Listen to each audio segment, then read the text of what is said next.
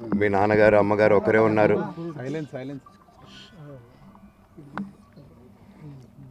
మీ నాన్నగారు అమ్మగారు ఒకరే ఉన్నారు.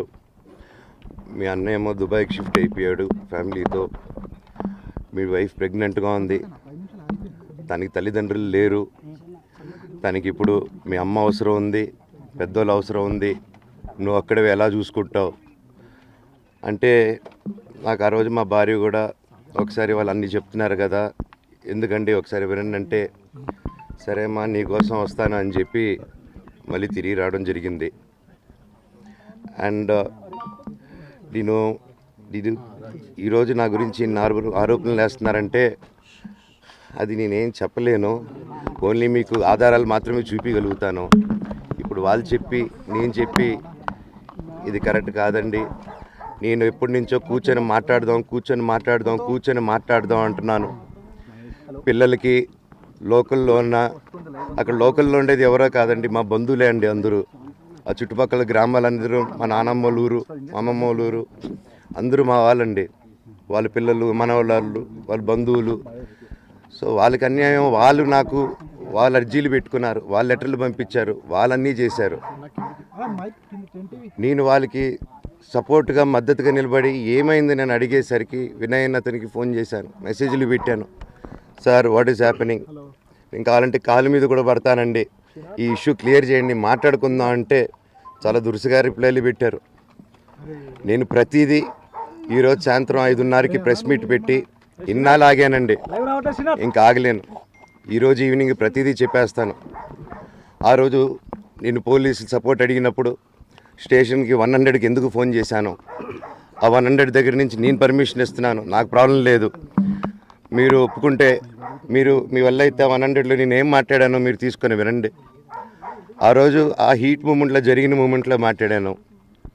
ఇంట్లో 10 బండ్లు ఉన్నాయి, అందరూ ఉన్నారు ఇంట్లో. మరి ఇన్ని బండ్లు ఉంటే ఇంట్లో ఎవరికైనా ఏదైనా అయితే కారుల్లో తీసుకెళ్తాం. ఆ రోజు 108 అంబులెన్స్ వచ్చింది మా ఇంటికి. ఈ విషయం ఎవరికైనా తెలుసా? పోలీసులు కూడా తెలుసు, అది ఎస్ఐ గారికి తెలుసు. అది బయటికి రాదు కానీ రికార్డులో ఉంటుంది కదండి, అది కనుక్కోండి సార్ 108 ఎందుకు వచ్చిందని. అండ్ నిన్ను ప్రతిదీ నేను కొడుతున్నాను, ఇది చేస్తున్నాను అన్నారు కదా సార్, సీసీటీవీ కెమెరాలు తెప్పిండి సార్. నేను కిరణ్ని, విజయ్ని ఇమ్మీడియట్గా తీసుకొని యాక్షన్ తీసుకోండి, వాళ్ళే దొంగతనం చేశారని చెప్పాను. ఆ కిరణ్ నిన్న మా ఇంట్లో మొన్న చెప్తే నేను చూసుకుంటా అన్నారు. నిన్న మా ఇంట్లోనే తిరిగాడు. మా ఇంట్లోనే తిరిగి మా నానీస్ని బెదిరించి ఒక అమ్మాయి పారిపోయేలాగా చేశారు. నిన్న నా కూతురు బట్టలు ప్యాక్ చేసేదానికి ఇట్లా ప్రయత్నించాడు అతను. అప్పుడు నేను కంగారుగా అప్పుడు డీజీ ఆఫీసులకి వెళ్ళి, భయం వేస్తుందండి పిల్లల జోలికి వెళ్తే, ఎవరికి ఇది. నేను అందుకే నాకు మా నాన్న దేవుడండి. ఈరోజైతే ఏదైతే చూస్తున్నారో మా నాన్నని, ఇది మా నాన్న కాదండి.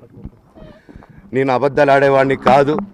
నా గురించి మీరు ఎవరినైనా ఎంక్వైరీ చేసుకోండి, నా ఫ్రెండ్స్ని అడగండి. నాకు చిన్నప్పటి నుంచి ఉన్న స్నేహితులు ఒక్కొక్కరు వేరే వృత్తిలో ఉన్నారు, వాళ్ళు సొంతంగా కాళ్ళ మీద కష్టపడిన వాళ్ళే అండి. అండ్ నేను కూడా నా సొంతంగానే వచ్చాను, కానీ ఏ రోజు ఇది చేయండి అది చేయండి అని అడిగింది లేదు. అండ్ ప్రతిదీ నేను సాయంత్రం వచ్చి మీకు ఎక్స్ప్లెయిన్ చేస్తాను.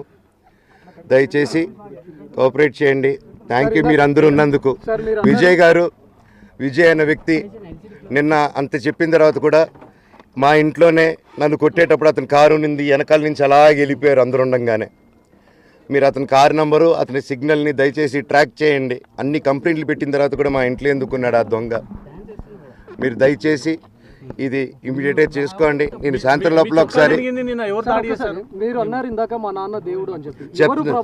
చెప్తాను సార్. ఇది మా నాన్న మీ షోల్డర్ మీద గన్ను పెట్టి కాలుస్తున్నారండి, క్లియర్గా కాలుస్తున్నారు. ఆయన నేను పనులు చేసుకుంటూ అన్ని రకరకాలుగా ఉన్నప్పుడు ఆయన బ్రెయిన్ వాష్ చేసుకొని నా వ్యక్తిగత జీవితంలో బయట పెట్టి నన్ను, నా వ్యక్తిగత జీవితం తప్ప అది కూడా నేనేం తప్పు చేయలేదండి. నేను ప్రేమించిన అమ్మాయిని పెళ్లి చేసుకున్నాను, ఆ అమ్మాయి కోసం పోరాడాను. దాంట్లో తప్పేంటంటే నాకు అర్థం కావట్లేదు. అండ్ ఈరోజు వచ్చి 10 మందికి నిలబడినప్పుడు నేను చెడ్డోడిని అయిపోయాను. ఎక్కడ సైన్ పెట్టమంటే పెట్టాను, రమ్మంటే వచ్చాను, పొమ్మంటే పోయాను. ఎన్ని సినిమాలు చేయమంటే అన్ని సినిమాలు చేశాను. అన్న కంపెనీల్లో పనిచేశాను, సాంగులు చేశాను, వాళ్ళకి రికార్డింగ్లు చేశాను, ఫైట్ డైరెక్షన్లు చేశాను. ఎంతో గొడ్డులా కష్టపడాను, మనసు పూర్తిగా సంతోషంగా చేశాను. నాకు ఒక్క రూపాయి అడిగింది లేదు, ఆశించి లేదు. నేను దానికోసం నాకు కావాలి, నేను పనిచేసిన దానికి కూడా నేను